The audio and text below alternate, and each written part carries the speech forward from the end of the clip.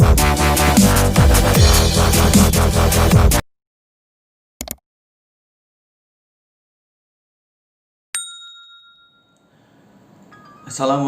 warahmatullahi wabarakatuh. Kembali lagi bersama saya di channel Pako BK.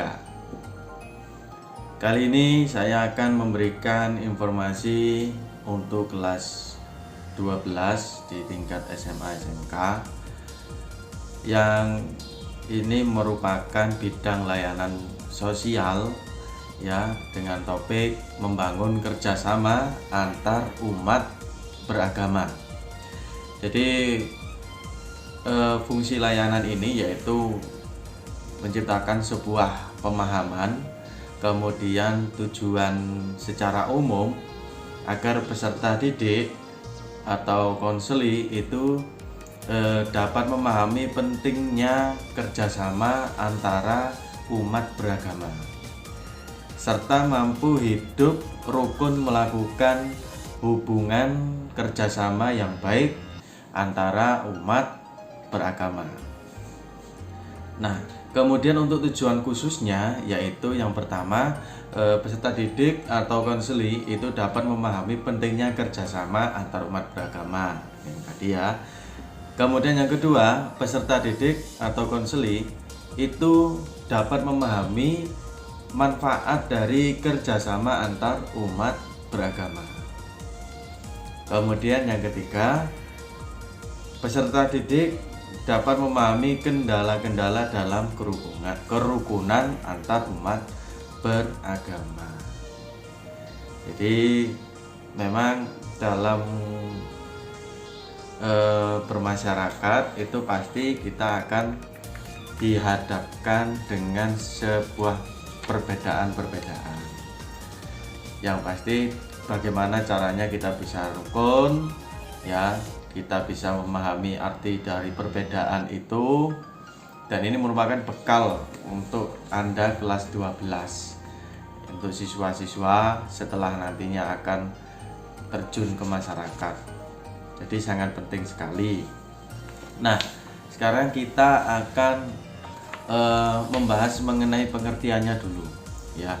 Jadi pengertian tentang kerjasama antar umat beragama. Jadi kerjasama antar umat beragama yaitu hubungan sesama umat beragama yang dilandasi dengan toleransi, saling pengertian, dan saling menghormati, saling menghargai dalam kesetaraan pengamalan ajaran agamanya dan kerjasama dalam kehidupan masyarakat dan bernegara. Jadi apa istilahnya, itu merupakan sebuah pengertian yang perlu kita pahami. Nah, sesuai dengan tingkatannya atau forum kerukunan umat beragama dibentuk di setiap provinsi dan kabupaten dengan hubungan yang bersifat konsultatif dengan tugas melakukan dialog dengan pemuka agama dan tokoh-tokoh masyarakat, menampung aspirasi, kemudian mengenai tentang keagamaan dan aspirasi masyarakat, menyalurkan aspirasi dalam bentuk rekomendasi sebagai bahan pijakan atau bahan kebijakan. Kerukunan antar umat beragama ini dapat diwujudkan dengan tiga cara atau tiga bentuk ya. Yang pertama, saling tenggang rasa, saling menghargai, toleransi antar umat beragama. Ini penting ya. Jadi toleransi itu kunci utama untuk kita bisa hidup rukun. Jadi jangan sampai Anda kemudian hidup di sebuah tempat di mana itu ada perbedaan, Anda tidak bisa menerimanya. Nah, jadi nantinya rasa toleransi Anda itu merupakan hal yang perlu dipertanyakan. Nah, pasti di dalam sebuah ajaran agama itu kan mengajarkan sebuah hal yang baik-baik. Nah, Kemudian yang kedua, tidak memaksakan seseorang untuk memeluk agama tertentu. Ini penting juga. Jadi agamamu agamamu, agamaku juga agamaku. Kita saling menghormati, saling menghargai dan toleransi. Kemudian melaksanakan ibadah sesuai dengan agamanya dan mematuhi peraturan keagamaan baik dalam agamanya maupun peraturan negara atau pemerintah. Ini jadi insya Allah di negara kita Republik Indonesia ini dengan berbagai macam agama dan agama yang ditetapkan ada 7 ya, agama Islam, Hindu, Buddha, Kristen Katolik, Protestan ya, dan Konghucu. Nah ini kan penting sekali di dalam sebuah perbedaan dalam satu negara, yaitu sebuah sikap toleransi agar menciptakan sebuah kerukunan. Kemudian manfaat, nah ini juga penting. Manfaatnya yaitu agar umat beragama diharapkan bisa memperkuat kerukunan jika agama dapat dikembangkan sebagai faktor pemersatu, maka ia akan memberikan stabilitas dan kemajuan negara. Dialog antar umat beragama dapat memperkuat kerukunan beragama dan menjadikan agama sebagai faktor pemersatu dalam kehidupan berbangsa. Sebab jika agama dapat dikembangkan sebagai faktor pemersatu, maka ia akan memberikan sebuah sumbangan bagi stabilitas dan kemajuan suatu negara. Sangat penting sekali kita mengetahui sebuah manfaat ini, di mana sebuah kerukunan akan tercipta di dalam beragama, maka akan menimbulkan sebuah stabilitas yang kuat dan kemajuan dalam suatu negara tersebut. Kepinginkan negaranya maju, jadi harus rukun, jangan terpecah belah ya. Jadi pentingnya ada di situ, anak-anakku semua dan kawan-kawan pemirsa di Pakku PK.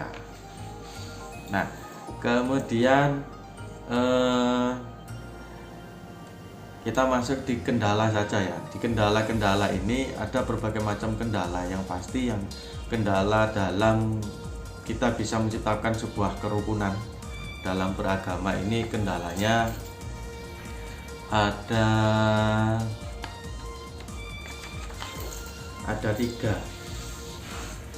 3 kendala insya Allah. Kendala yang pertama yaitu rendahnya sikap toleransi. Jadi kita dalam bermasyarakat itu masih ada sebagian kecil masyarakat yang memiliki toleransi yang rendah, karena memang tidak terbiasa menemui atau bersanding dengan orang yang mungkin beragama lain. Jadi toleransinya cukup rendah. Kemudian yang kedua terkait dengan sikap fanatis. Jadi sikap fanatis ini juga bisa membuat ada kendala dalam kita menciptakan kerukunan. Jadi kalau sudah saling sangat fanatis sekali, kemudian kan istilahnya kalau sudah fanatis beranggapan dia yang paling benar, akhirnya yang lainnya itu keliru seperti itu, sehingga tidak menimbulkan sikap toleransi. Jadi di dalam kehidupan bermasyarakat kita tidak akan mungkin bisa lepas dari kehidupan sosial, berkomunikasi dengan orang lain. Jadi kalau misalkan kita terus menyalahkan orang lain, terus yang benar siapa? Apakah kita itu benar? Apakah kita itu maha benar? Kan kita itu juga merupakan makhluk juga ya. Selama masih ada tinggal di bumi ya di dunia ini ya masih banyak salahnya gitu loh. Jadi kita tidak bisa menganggap semua hal yang kita pelajari itu maha benar ya. Cuma kita yakin dan kebenaran itu hanya milik yang, kalau di Islam, milik Allah seperti itu. Selama kita hidup dunia, kita ihsan sajalah, kita saling berbuat baik saja. Berbuat baik dengan satu dan yang lain itu lebih indah, karena perbedaan itu indah sebenarnya. Nah, yang ketiga ini adanya kepentingan politik. Nah, ini tidak saya jelaskan, yang pasti nantinya Anda bisa mencari referensi-referensi yang lain. Dan tiga kendala ini yang bisa membuat sebuah kerukunan dalam beragama ini bisa tidak berjalan dengan baik. Nah, sudah dulu ya informasi terkait dengan pentingnya kerukunan umat beragama. Ini untuk materi kelas 12. Dan apabila ada sesuatu yang perlu didiskusikan, bisa langsung di kolom komentar. Kemudian kami dari Pak Ko BK, apabila ada yang keliru, saya mohon maaf yang sebesar-besarnya. Ihdinas siratal mustaqim. Wassalamualaikum warahmatullahi wabarakatuh. Salam Pak Ko BK.